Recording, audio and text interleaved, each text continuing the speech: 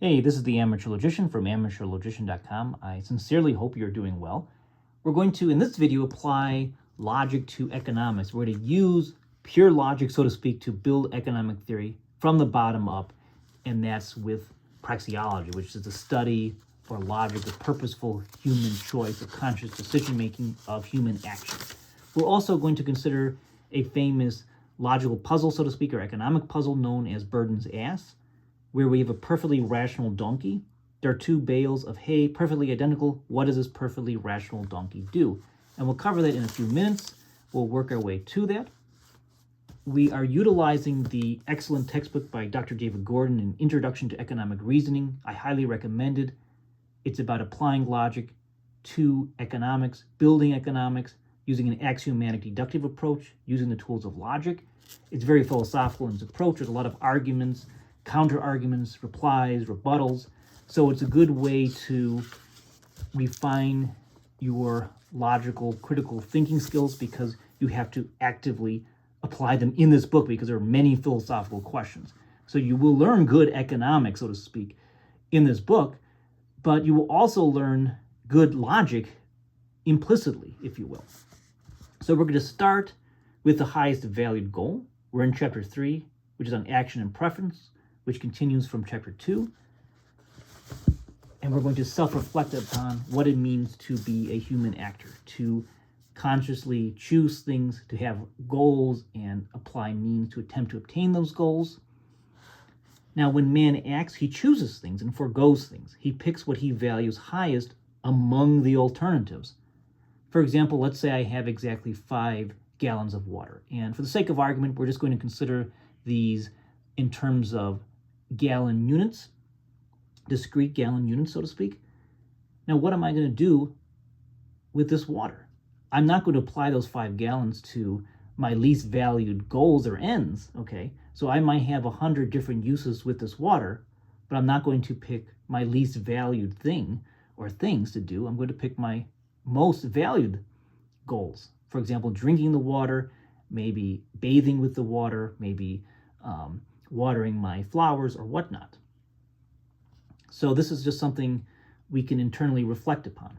And we see that we have goals and we try to pursue them with means. And when we have multiple goals, we're going to pick our most highly valued goals. But there are objections to this, and let's consider those objections. And sometimes those objections are just based on a misunderstanding of what the deduction, this informal deduction from praxeology, is telling us. So consider this. The principle that you always act to secure your most highly valued goal is not obviously true. In fact, it is false. I'd rather stay healthy for the next 10 years than go to the movies, but I may choose going to the movies over doing push-ups or other things that I believe will make me healthier. Why is this a poor objection to the principle? Well, I think it's based on a misunderstanding. Now, this objection, I would say and argue, doesn't work. What matters is demonstrative preference, i.e. what you actually choose, okay? We're not thinking about just mere preferences and goals and wishes and desires. We're thinking about action as it manifests in the actual real world. We're thinking about demonstrative preference in action, in the concrete, so to speak, okay? So yes, I may say I value very highly exercising, but never do it. Well, from the praxeological point of view, when it comes to demonstrative preference, demonstrative action, I actually don't value exercising more highly than those alternatives which I'm actually pursuing. Okay, so if I go to the movies and don't do those push-ups, at least at that moment, I, in my manifest action, actually prefer and rank more highly going to the movies and doing those push-ups. Period, end of story. But also I think it's important to note, moreover, that we're not prisoners to our value scales. They can change. We're not locked into a value scale set. Those are constantly changing, in fact. Oftentimes they seem to be constantly changing. And our evaluations change. Okay, so at one moment I may value more highly exercising, but another moment I might not, right? But there are other objections to consider. And here David Gordon is pretty extensive with the tautology objection, the reflection questions, the tautology objection answered, and the tautology objection considered further. So there's quite a bit of material here to think about. But we're just going to skim this. And roughly, I would say the tautology objection is this. So we're just going to say that if the highest preference is just equated to be or defined to be just identical to what you choose, then you always choose your highest preference. And this is just trivial. And we're just defining your highest preference as what you choose. It's not saying much, and it's just true by definition, so to speak. There's nothing there. It's a tautology. But here's a reply. Now, in my mind, this is how I would respond to this objection. We didn't define things that way. Okay, we didn't define this in this trivial sense. It's rather a self-evident principle that claims something true about what we choose. We internally reflect upon action, and we, in this internal reflection, we see that this is a self-evident principle. It's not just a mere tautology where we just define the highest preference just to be what you choose, but rather we're thinking about what it means to choose. So it's much more profound and significant. Moreover, it's not trivial in the sense of not having any implications. In fact, there are many, many implications to recognizing that this principle is in fact true. We can derive the law of demand, the law of supply ultimately. We can derive the law of diminishing marginal utility. So there's actually a lot that comes from it. It's not trivial at all. And that enters us into the topic of marginal utility. In fact, David Gordon writes, exactly how untrivial our principle is, we shall now see. Suppose we have 5 different goals, which you rank in this order. And I just wrote these down for convenience sake. So we have this value set, these goals. And the thing is to note that we rank goals ordinally. That is, we rank them first, second, third. These are not cardinal numbers, but rather ranking this higher than that. Okay, and that's all. So for example, let's say our first highest goal is to drink a glass of orange juice. Our second goal is to eat the whole orange. Our third is stomping an orange into the ground. Our fourth most highly valued goal is eating an orange peel. And our fifth one is collecting all the pips to add to our collection. Okay. So we're just taking this as a given. Now, clearly, for example, maybe drinking a glass of orange juice might be our first goal, and our second goal might be drinking another glass of orange juice, and so forth. That's certainly possible. But here we're provided this, okay? So if we just have one orange, what are we going to do? Well, obviously, we're going to do our most highly valued use, what we perceive as the most highly valued use of that orange, namely drinking a glass of orange juice. So if we have one orange, we're just going to do our number one priority, obviously.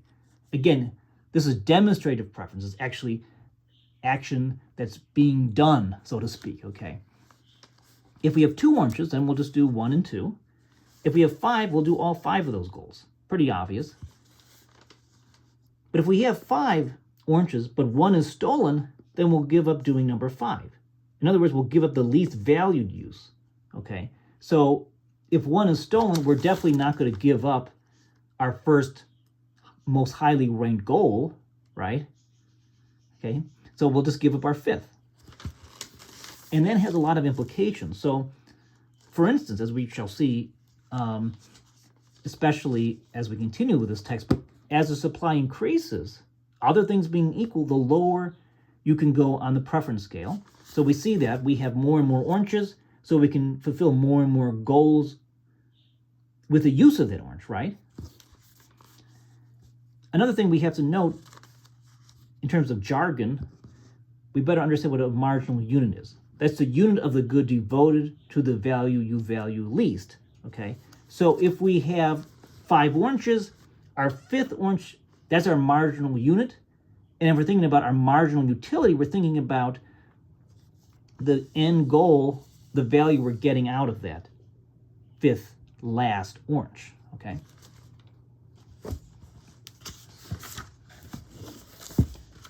So David Gordon continues with that and the reflection questions.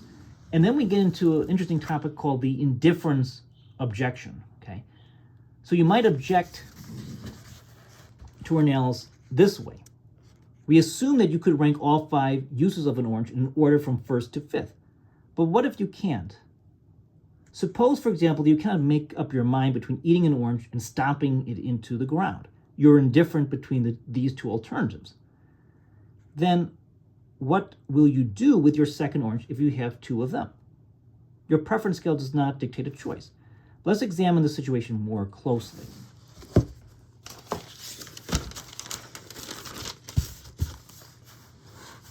One thing's for sure when it comes to this is that you would not go down to your lower valued things. You would choose between the 2 insofar as you act, right? So we'll get into this a little bit more, but indifference, while it's a good psychological concept, I mean, we feel indifferent oftentimes between alternatives, certainly, right? But when it comes to manifested action, demonstrated preference, indifference does not exist in praxeology because we're always choosing among things, okay? We're choosing among things. And I'm going to get into Buridan's ass, but I want to reference another book too. And I want to just continue this with indifference. Indifference cannot be demonstrated in action, as action is about picking between alternatives, but is a psychological state, etc., just not something studied in praxeology. So flipping a coin to pick between 2 bales of hay is still a preference. So praxeology doesn't demand a very long rational reason to pick X or Y. And this is one way we're going to look at Buridan's ass. But I also want to reference this concept of indifference from an essay by Dr. Hans Hermann Hoppe, and this essay is contained in The Great Fiction, which is a book filled with various essays on political theory, political philosophy, economic theory, and so forth. And you'll see that in the third part, economic theory, essay 19 or chapter 19 on 2 notes on preference and indifference on page 345, because he has some really good insights into indifference, because indifference actually is treated in different schools of economic thought as an important thing. The Austrian School of Economics rejects indifference as a praxeological concept, as something that doesn't fit into economic theory as such, okay? And I'm going to quote Murray Rothbard, and then we're going to think about this a little bit more in depth, because I think there's a lot of interesting philosophical considerations here and logical considerations here in terms of how we should think about economics and praxeology. So Hoppe quotes the economist Murray Rothbard. Rothbard wrote, "Indifference can never be demonstrated by action. Quite the contrary, every action necessarily signifies a choice, and every choice signifies a definite preference. Action specifically implies the contrary of indifference. If a person is really indifferent between 2 alternatives, then he cannot and will not choose between them. Indifference is therefore never relevant for action and cannot be demonstrated in action." So that is kind of the view of the Austrian School of Economics versus other schools of thought. But there are objections, and one really interesting objection is actually from a philosopher who was at Harvard, Robert Nozick.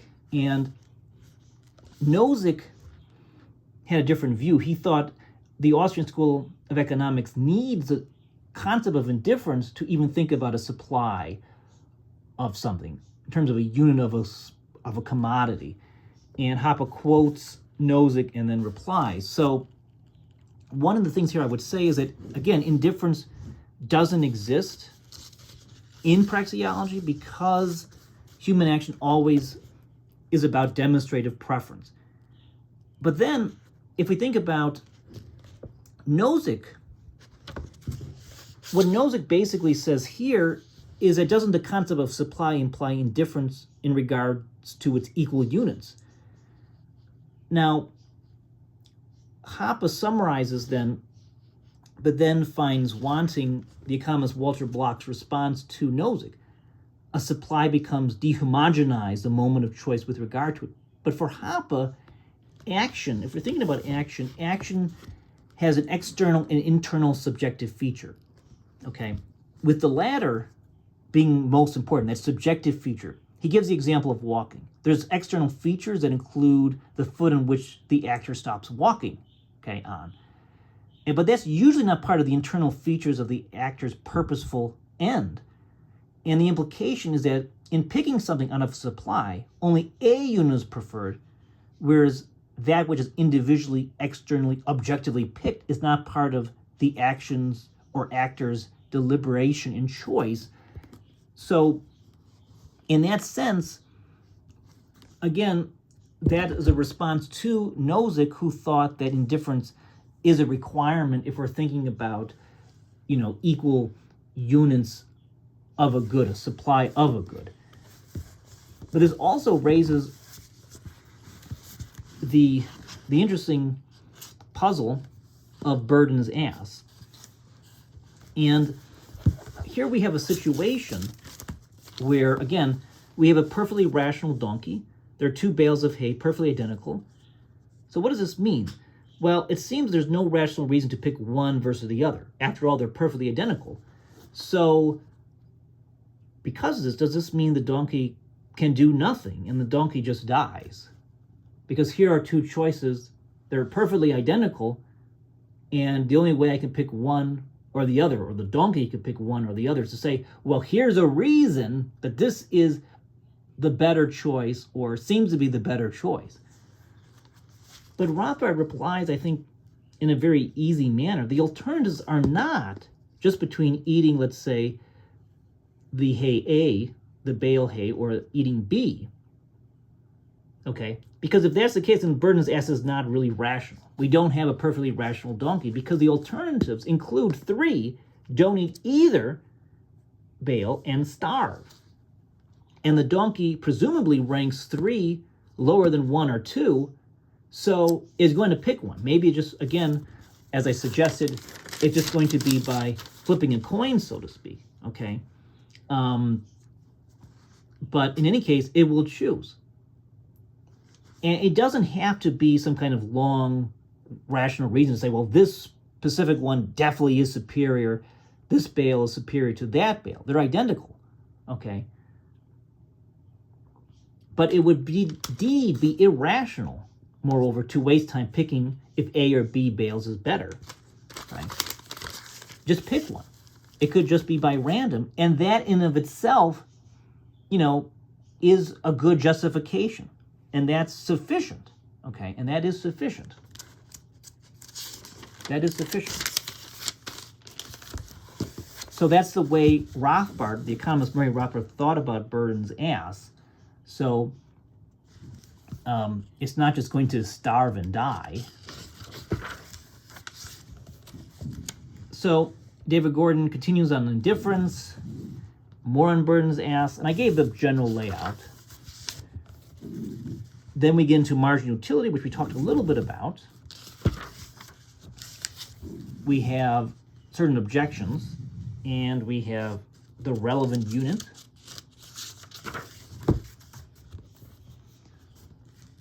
We have extensions of marginal utility and the mutual benefit from trade. So here, just to summarize this in brief, so remember, I think the takeaway here is as supply decreases, the marginal utility increases, and as supply increases, the marginal utility decreases. And we really can logically prove this via praxeology in an informal manner, okay? These are not hypothetical, laws that we have to test. We can just think about the nature of human action as such, and then derive the law of diminishing marginal utility. So as the supply increases, the marginal utility decreases. Why? Because those additional units can only be put to use to serve lesser and lesser valued ends. So the marginal utility must decrease. On the other hand, if the supply decreases, the marginal utility increases. So if I go from 5 gallons of water to just 1 gallon of water, I can speak sometimes. I'm not going to edit this video. You'll see in my raw form, I'm definitely an amateur when it comes to speaking. As the supply of water decreases, and you only have one unit, let's say, left, that marginal utility is definitely higher, right? Because you're only going to put it to very high end uses. So as the supply decreases, other things being equal, the marginal utility increases. As supply increases, other things being equal, the marginal utility decreases. And one of the things that David Gordon emphasizes in that chapter is this is not a psychological law. It's not about psychological units of pleasure, like I'm eating ice cream, very pleasurable, I eat another ice cream, and another unit, and then I get sick, and I get less pleasure out of it. Okay, that may be true, but that's irrelevant to praxeology as such. Okay, and it might also be true that you eat one unit of ice cream, and then you eat the second unit. Maybe the second unit is even more pleasurable than the first. That's certainly possible, right? And praxeology does not deny that. Again, we're not thinking about this in terms of a psychological law about units of pleasure or this or that. So we're thinking about this ordinal ranking, okay? This ordinal ranking, okay? First, second, third, and so forth, about applying these units to ends, okay? So we're thinking about it as a praxeological economic law, not as a psychological law. So I'm the Amateur Logician from amateurlogician.com, and I'll continue going through this book in more or less depth in terms of popularity. Okay, so it doesn't seem that many people actually watch the economic videos, to be honest, or get through them. But if you have watched this entire video, let me know. And if you're interested in more videos on David Gordon's book, let me know. Down below, you will find a link to purchase this book. Also, if you're interested in an indifference aspect, there's a great essay in The Great Fiction by Hans Hoppe, which I recommend as well. Thanks for watching. Good luck to you, and be well.